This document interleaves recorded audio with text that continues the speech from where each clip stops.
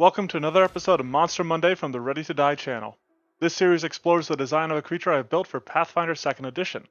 The stat block for this creature can be found over on the Monster Monday blog, as well as the Twitter and Discord, all of which are linked below. I feel like I say this all the time, but I have had this monster bubbling around inside my head for a long while, and I am so glad to finally present it. Featuring art from the illustrious SethMonster, whose link you can find in the description, this video features the goo. Oh baby, have I been waiting for this one. I'm so pumped. Okay, we're going to start with where this idea came from. The goo is based on Chinese mythology and folklore, and is actually a poison produced by sealing a number of venomous creatures, snakes, centipedes, and worse, inside an urn, or something similar. These caustic critters get into a big ol' brouhaha, fighting and killing each other until all of that venom is concentrated into one single animal. For winning this toxic tournament, this singularly sinister specimen is fed to a bunch of grubs to contain its toxin. And clearly, the thing is too dangerous to just leave on its own. This immensely potent toxin can obviously be used as a poison, but it's also a component in dark magic, and my take on the goo draws from those ideas but makes it into its own fully formed creature. I wanted a physical menace, and settled on the concept of a chimera-like beast whose body parts and features come from various poisonous and venomous creatures. For the more mechanical aspects of the goo, I settled on level 11, between the level 8 baseline chimera and the level 13 greater chimera. I wanted the goo to have this sinister intelligence, enough that it could enjoy the pain it inflicts, that it could indulge in sadism, which led to me building it as a beast rather than an animal.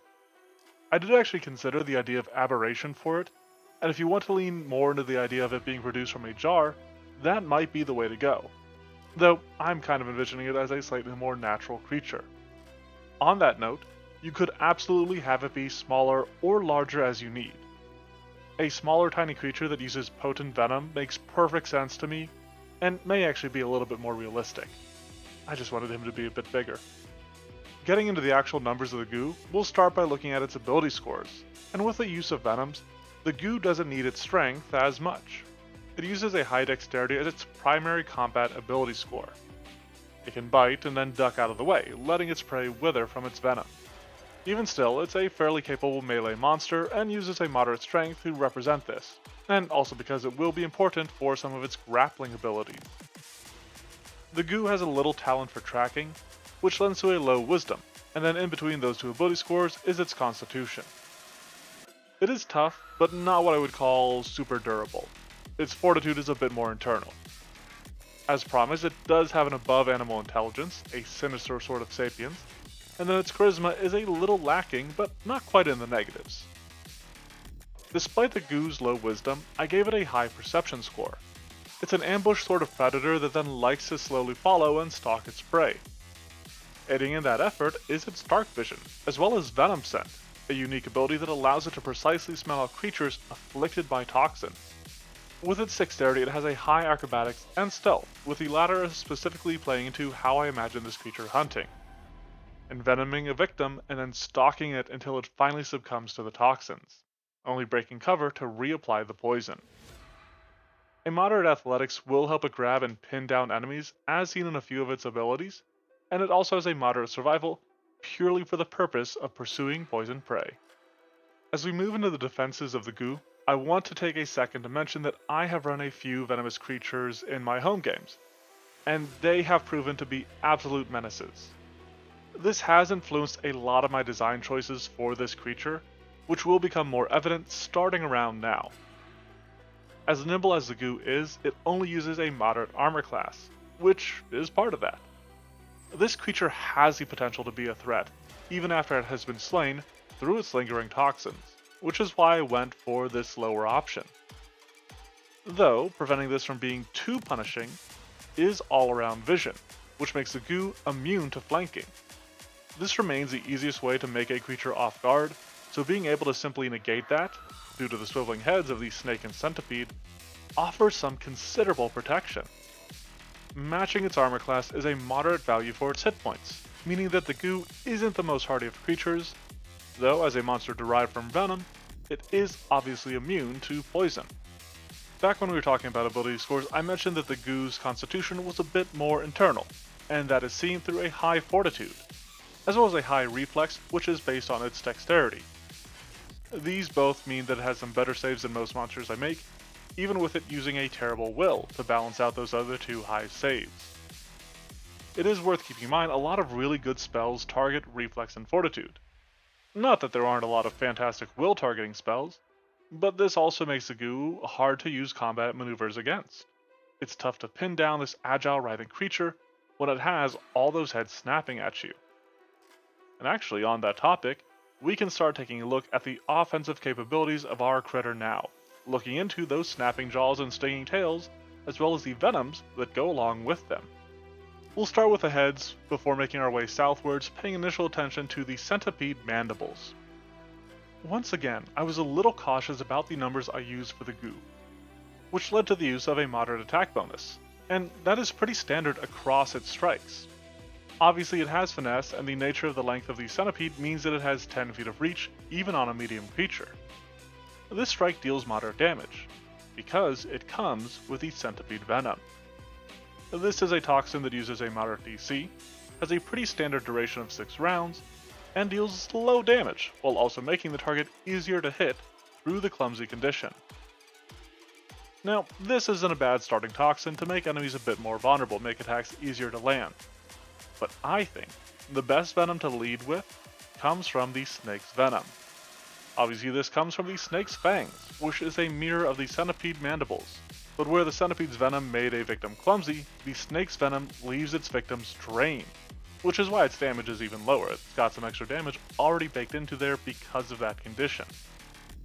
Now if the goo can land this venom, creatures become much more susceptible to all of its other toxins. Now the last of its strikes that deal direct damage through actually hitting is its Scorpion Sting, which might have a moderate attack and low damage, but is compensated with the Agile trait, letting it serve as a subsequent strike to the centipede or snake. The Scorpion Venom is fairly potent with the slowed condition, which gives it a way to limit enemies that would try to harm it. Just like this Sting is a good follow-up to the Snake's Fangs due to its Agile trait, this toxin is a good one to employ once you have an enemy vulnerable from the drained condition. And rounding that out and standing out a bit from the rest of them is its Flatworm Tongue.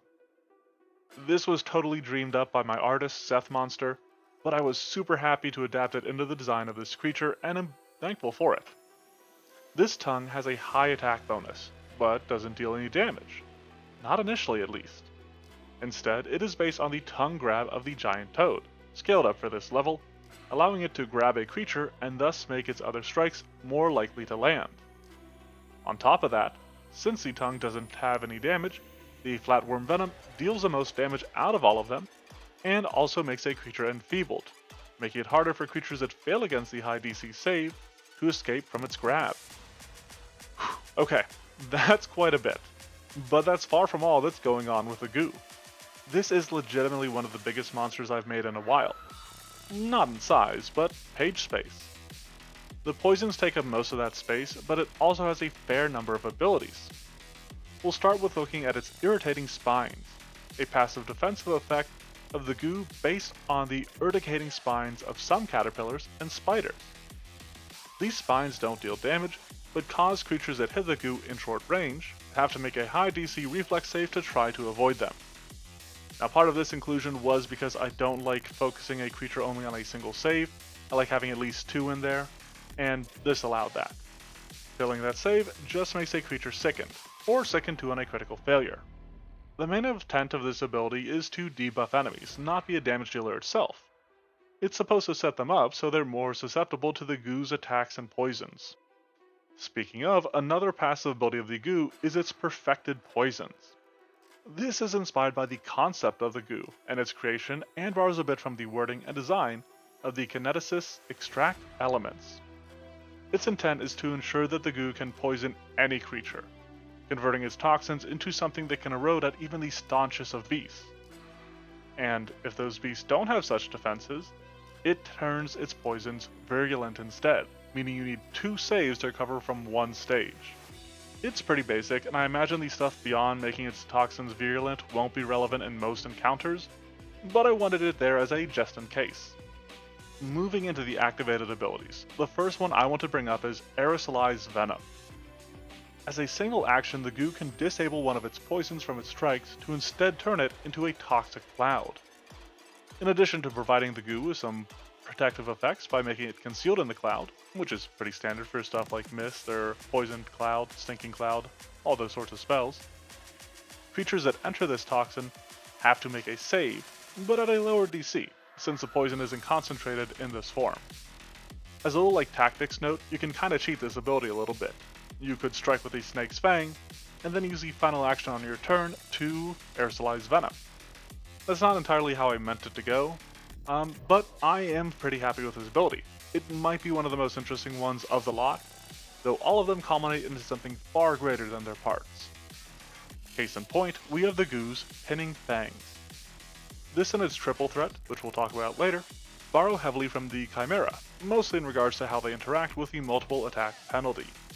With this, the goo gets 2 strikes at the same map, but with a -2 penalty baked in. Both of these attacks, one of which must be the Snake Fangs and one of which must be the Centipede, have to target the same creature, and if both hit, the creature becomes grabbed. I really like the visual of the 2 heads coming at a victim from either side and digging in and holding them in place, which sets the goo up for Savage Stings. I've seen something similar on some scorpion monsters before, though I added the caveat that it can only target a grabbed or restrained creature with this. It also has the Flourish trait to prevent it from being overused, as this lets the goo strike twice with an agile attack for 1 action. On top of that, if the goo manages to land both of these strikes, which might be rough if the goo didn't start its turn with a creature grabbed, its victim takes a -4 penalty on its save against the scorpion's venom. And I think this is interesting, because me and the test subjects over on the Monster Mash weren't sure if it was better to force multiple saves, or have a single save at a penalty.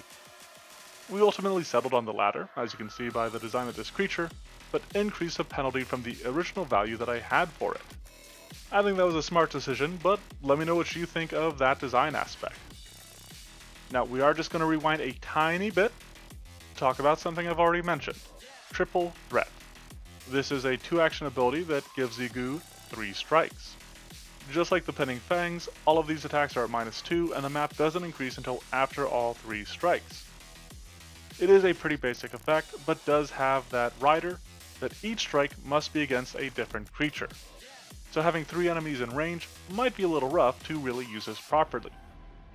To round out the Goose kit, and the last ability that I actually added to it, is Pounce. This is a super standard ability found on a lot of monsters, but it fits with my general idea of how the goo hunts, by hiding in ambush before erupting from the underbrush, striking to inject its venom, and then retreating to wait for its prey to wither away. This gives the goo a ton of action efficiency, between this and its multi-attack abilities, but again, this was actually mainly included with the idea of hunting habits of this poisoning predator.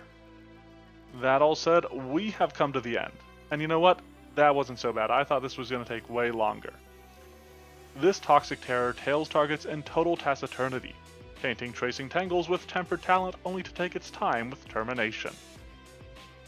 The goo has a number of potent poisons it can imperil its prey with, and accompanies it with a lot of action-efficient abilities. Aside from using this as a solitary threat, whether it be through its usual hunting habits or a more direct confrontation, the goo could be used in conjunction with assassins, alchemists, and similar adversaries who would want to take advantage of its virulent venoms. There is a lot to it, but as long as you can keep track of all of its toxins, it should prove a fun fight to throw at your players. But that's my thoughts. Let me know what you think of it, as well as what other monsters you want to see down in a comment. If you want to check out the other monsters I've already made, or maybe join in on the discussion of other future monsters, you can check out the Monster Monday blog, Twitter, or Discord down in the description. Thanks for watching, and have a monstrous Monday.